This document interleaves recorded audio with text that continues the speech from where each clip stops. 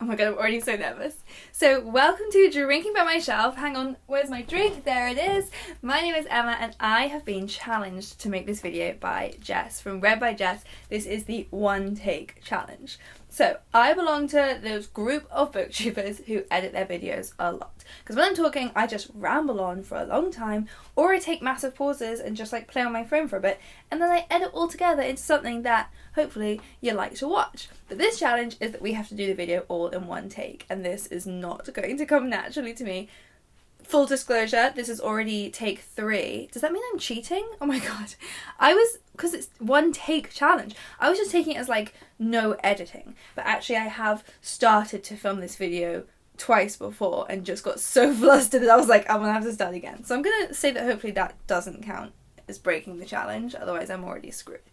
And it reminds me of, I remember once Mercedes from Mercy's Bookish Musings said once in a video that that's what she does. She likes to not really edit her videos, so she just talks for a long time, and if she gets something wrong, she just goes back to the beginning and does it again. I think that's what she said, because I remember it stuck with me. I was like, oh my god, that sounds like so much pressure, and that is now what I'm doing to myself. But okay, so all in one take. This was a terrible video to choose for the all-in-one take because it's going to end up really long. This is going to be all of the authors on my bookshelf. Not all of them because, you know, there's bloody tons of books, so I can't go through them all. But I'm going to go through alphabetically. Anytime I've got an author that I have several books by, I'm going to just pick them out and tell you a little bit about them. I also need to figure out where am I standing. I don't usually film from this angle. Okay, I need to not cut the top of my head off. Okay, I quite like filming this way. It means you can see my full book collection. Don't usually get to see that. Oh, maybe I shouldn't drink, because usually I cut when I'm drinking, so you don't have to just watch it. Oh, my goodness, so many things to think about. Right, stay right there. I know I've gone out of shot, but I'm so sorry you have to deal with it. So, let's have a look. Can you see me if I'm here? Kind of. La la la la la. Okay, the first author that I've got multiple books by is Margaret Atwood. So, she wrote loads of stuff, but I've actually only read The Handmaid's Tale and the Penelopead.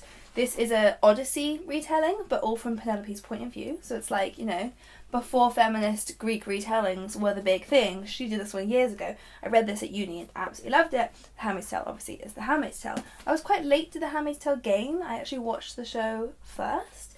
But the book is brilliant, and I'm really excited for her new book, which is coming out. I hope you can hear me when I'm facing this way. Coming out really soon. The next one, all of these books here are all by Jane Austen. You don't need me to tell you who Jane Austen was. She's one of my all-time favourite authors. I actually don't have all of her books here. I've got so many of them in my childhood bedroom. But here I have got multiple copies of Sense and Sensibility and Persuasion. Maybe I do have one of each of them there. Anyway, she's great. This book here is, I haven't actually read The Watsons or Lady Susan. This is The Watsons, which is her unfinished novel, but it is completed by L. Alton, who is directly related to me in some way that I can't remember. I'm going to have to call my dad and he will tell me. So that's, you know, everything you need to know about Jane Austen. This was such a bad one to choose because I'm facing away from you so much. Oh, I'm so sorry. This video may never see the light of day. Fredrik Backman, one of my faves. Bear Town is one of my favourite books of all time. It's about a small town in, where's he from? Sweden.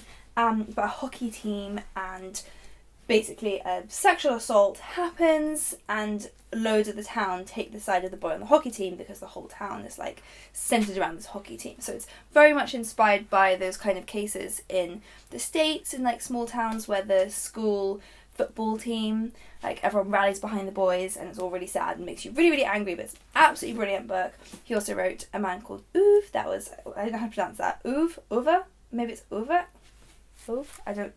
I should have looked that up. Usually at this point I would look up the pronunciation and then film it so it seems seamless, but it's too late for that. This one was much less angry making. It was just very sweet and heartwarming and lovely, and I've heard that most of his books are the kind of sweet, heartwarming, lovely ones. Bear Town is like a rare angry one. He did write a sequel to Bear Town. We're not going to talk about it because I didn't like it. Okay, I've got a bunch here by, well, I've actually got 2 here by Iain Banks. I've never read these, but this is Archie's favourite author. He's a sci-fi author who Archie says is really good at creating like worlds that he cares about and believes in and are quite funny, I think, maybe. Fiona Barton is a thriller writer. These are her first 2 books. I haven't read her most recent. and they both have, they're not a series, but they do have a character in both of them, the journalist called Kate Waters. I think that's her name, yeah. And each one's her investigating a different case. They're very interesting, sort of, like, I can't remember what the child was about. The Widow was about a widow of a man who was accused of kidnapping a child, or even of having been a paedophile. I can't quite remember the details. So it's kind of like moral thrillers about, like, how was she implicated and did she believe her husband and stuff. Okay, I've skipped some. So, haven't really got too many multiples here. I've got a whole series here by Genevieve Cogman, but that's just because it is a series. So it's 5 books by her, but they're all one. That's the Invisible Library series. I actually went to Paris with Book Break and talked all about it, so you can see that there. I've got 3 books here by Fiona Cummins. These are thrillers. These 2 are part of the Bone Collector series, which I read quite recently, about a serial killer who kidnaps children with bone deformities because he's obsessed with, like, making a museum in his house of their skeletons. It is creepy fucking stuff. And then she also wrote a thriller. All of this has to stay in the video, I'm so sorry. She wrote a thriller called The Neighbour, which I absolutely loved, about a family who move into this new neighbourhood where there has been a serial killer, and it's sort of told in present day, and you get insight into all of the different people who live in the neighbourhood, and also we get flashbacks into the past, and you have no idea right to the end. It's such a good kind of, keeps you guessing the whole way who is the killer, but all of the people in this neighbourhood all have their own secrets, and it's just like this creepy, like, you can tell from, this is just the art cover, but the what's these things called, like the spy hole in your door, like the whole kind of this town where they're all watching each other and they're all trying to hide their secrets from each other. Spooky stuff. Now I'm just fully not facing you. Okay, Emma Donoghue. I've got 2 of her books here. Very different books. Room is very famous. That one was brilliant, about a woman kept in a room. The Wonder is a historical fiction novel. I think, these are the only 2 I know, so I'm kind of making this up, but I think this is actually more of her usual style, and Room was kind of the anomaly. I loved them both really different, great in totally different ways. Okay, I'll just keep making noises while I'm not looking at you so you pretend you're having a good time. I've got a bunch of Gillian Flynn here. I really like Gillian Flynn. I know she's kind of like a Marmite figure. I really enjoyed all of them. No, that's not true actually, I didn't enjoy all of them. I loved Gone Girl. I read it before I heard all of the hype because I'm such a hipster, but also it meant that I actually got to enjoy it because I wasn't like, there was nothing for me to be disappointed by. And then I have liked her others, but not quite as much as that one.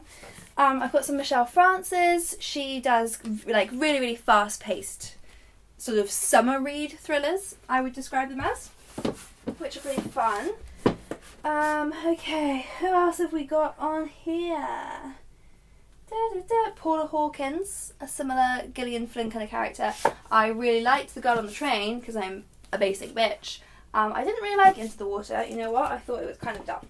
Okay, I've got another one here with a couple. This is Natalie Haynes. So she's done more books than this, but these are her 2 Greek myth retellings. A Thousand Ships is the most recent, and it's a retelling of the story of the Trojan War, but from the perspective of all of the women. And the Children of Jocasta is an Oedipus retelling. Really, really enjoyed them both. Particularly this one, I would say. I thought this was a really, really smart, kind of modern... It's not modern, it's set in back in the time that the story is set, but it had a modern feel to it, the way the story was retold. And it was very much kind of... Whereas this one involves the gods and the goddesses and all the sort of mythical characters, this one was more, what might have actually happened? Like, how could this myth have started? What are the rational explanations? I always like things like that. I think it'd be really cool. I want to read a book that's like that with like Bible stories or something, to be like, where did these myths spring up from? Like, that, you know how people say that possibly the Noah's Ark story might have come about because there was a tsunami, because the animals like sensed that first, so there might have been something there. I think that'd be really cool book to read, and be kind of, where might these stories have come from in the first place?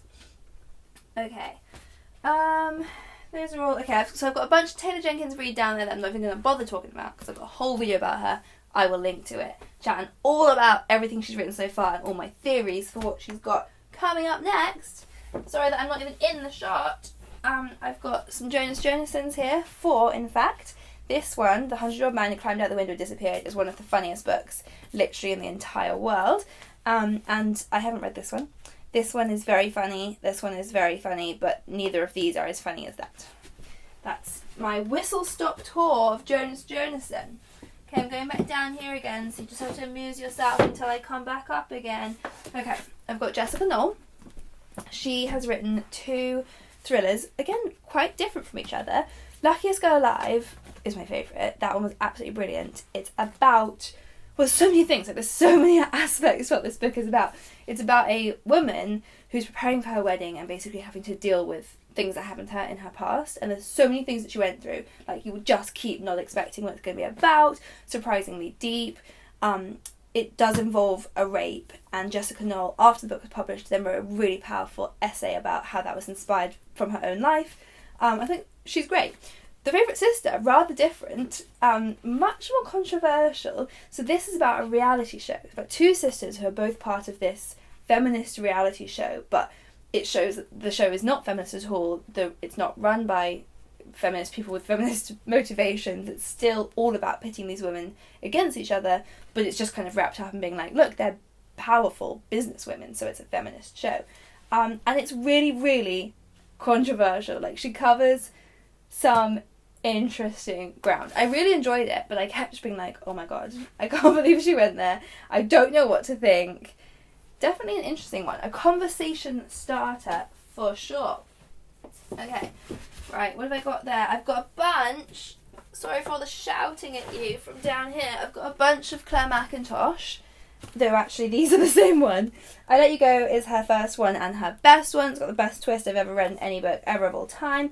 I See You, I've got it twice, that's how much I liked it, and it's really creepy. It's about a stalker and it'll like freak you the fuck out. Let Me Lie, I didn't enjoy, actually. I thought it was fine. And then she's written another one that I read on my Kindle, which is not a thriller. And again, I didn't love that one. So I still consider her like one of my favourite authors, but actually we're kind of on a 50-50 basis of whether I enjoy them. So that's interesting, isn't it? Okay, another one that I don't need to go into too much because I already have is Gillian McAllister. She is another thriller writer. Love those thrillers.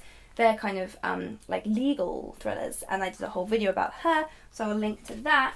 She's great. I really like hers, and I think her books are just getting better and better. Okay, nearly time for me to be standing up again. Madeline Miller, I've talked about a lot recently. These are also 2 Greek myth retellings. Circe, which everyone is talking about for good reason, about Circe the witch living on an island, and it's like super empowering. And Song of Achilles, which is about Achilles and Patroclus and their love story. I gave both of these 5 out of 5. I loved them just so much. I really like her writing. I really like her take on the stories. She's just fantastic. Right, we're going up here. We come to Celeste Ng. She's one of my favourite authors. She wrote Everything I Never Told You and Little Fires Everywhere. I think this is coming into a TV show with Julie Roberts in it, which will be great. They're both family stories about just like super complex interpersonal relationships, basically. Oh my god, what a long word. Is that even, I don't know if that means what I think it means. I'm gonna look how sweaty I am from not stopping talking for 1 second. They're just, honestly, again, both 5-star books, and so powerful. Particularly this one. This is just one of the best books I've ever read. Just characters who are so amazingly believable. I've talked a lot about her. You can see her in my, I did a video, which probably a lot of this will overlap with, called auto-buy authors or insta-buy authors, and I'll link to that, where I talked about some of my favourite authors, and she's definitely in there. Her writing style, I would compare, and I did compare in that video, to Jane Austen, so click there to find out why. Oh my god, clickbait. I've got David Nicholls, 2 books by him here, One Day and Us, and I also have read Starter for 10. I love One Day, really love it. I read it all in, all one day. The movie was not that good. And then Us is rather different and lovely. This is about a marriage at its end. So this One Day, if you don't know, you probably do because it's super famous, but it's about this couple, well, about 2 people who are friends, but also kind of have this love story, and it checks in with them one day every year and sees what's happened to them. And in Us, it's about the end of a relationship, basically, a marriage breaking up, and them taking one last trip before the marriage ends, and it's really sad. It's all from the perspective of the husband, who doesn't want the marriage to end. And I found it really moving. So I like David Nicholls. Audrey Niffenegger, strange writer. Time Traveller's Wife is one of my favourites. I've read it a million times. I loved it as a teenager. And then I got this one, also when I was a teenager, Her Fearful Symmetry, and it's just bloody weird. I mean, Time Traveller's Wife is also, like, obviously a strange concept, but whereas in this one I felt like it worked so well, and it just felt, even though it's this kind of fantasy element, it felt like a really human story, whereas this one was very much like too much magic and supernatural stuff. I didn't really like it. But I'm tempted to reread it, because it's been about 10 years since I read it, so maybe now I'd think it was interesting. But I don't think it has the best ratings. I've got some Helen Oyeyemi here. She's a new favourite author I've discovered, and I'm going to do a spotlight video on her. Her books are also really strange. They all have this sort of fairy tale elements to them, and they're kind of books that you want to read multiple times, and I would say kind of need to read multiple times. Gingerbread is her most recent one, and I'm going to say is my favourite. It's a kind of Hansel and Gretel retelling, but very, very loosely. And it's just absolutely bizarre, but it's sort of genuinely enchanting. I think people say that books are enchanting and that can just mean anything, like that they liked it. That one, actually, when you read it, you feel like you're being enchanted. So I mean that literally. Okay, all of these are little one-offs. John Scalzi, I haven't read these. These are Archie's as well, but he's another sci-fi writer who Archie said was quite funny. Who else on here is worth mentioning? I mean, all of these obviously are worth mentioning. They're all great, but I'm just looking for people that I've got more than one from. Because maybe I'm at the end. Oh my god, have I done it? That's good, because I'm nearly going to get to the point where my camera can only film for so long in one go without cutting, and that would break my streak. Oh, Sarah Winman. I've got two from her, When God Was a Rabbit and Tin Man, which I read very far apart, about 10 years apart.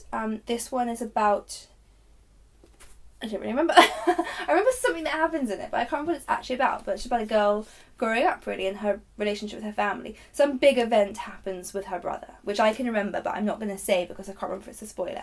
So, yeah, it says this is a book about a brother and a sister. Okay, that is the main thing that it's about. Alright, well, I won't say because it'll be a spoiler. And then Tin Man is about a man who is about a bisexual man and who is married to a woman in present day. We get two timelines, who he very much loves, but also has this history with his best friend who they almost had a love story, and it explores both of those love stories, and it's really beautiful, really, really lovely. Okay, well that's it, because then going on down here we just have my young adult shelf, and a lot of those are series, and I'm running out of time, so whatever, like, you get it. I got loads by J.K. Rowling, I got loads by Sarah Mlynowski. Is her name Sarah Mlynowski? Is that her name, Protestant Broomsticks? Sarah Mlynowski, yeah, bloody is. So that's all you're getting for now. Where did I put my Diet Coke? There it is. Hi, I've left again. I'm honestly so tired. Jess, that was really, really hard. Usually I do not talk for that long. I like to just take a sec, have a sip of my usually wine, but I haven't had wine in the video for a little while because I keep just not having it in my house and being too lazy. I'm really sorry that you had to watch. Currently it says 18 minutes and 47 seconds. 48 seconds is going to keep on going, so I obviously am not going to count that up. That's a long video to watch of me not stopping for 1 second. But I did it. I did the challenge. Jess, thank you for challenging me to do that, and also, oh my god, I'm never doing that again. It was exhausting. So please give this video a thumbs up to congratulate me that I actually made it. I'm going to have to lie down on the sofa now and just breathe for a while because I feel like I haven't been getting enough oxygen in with all this talking. And subscribe to this channel because I usually make slightly more fast-paced edited videos, and I post them twice a week. So if you hit that subscribe button, you'll see them all pop up in your inbox. Okay, goodbye!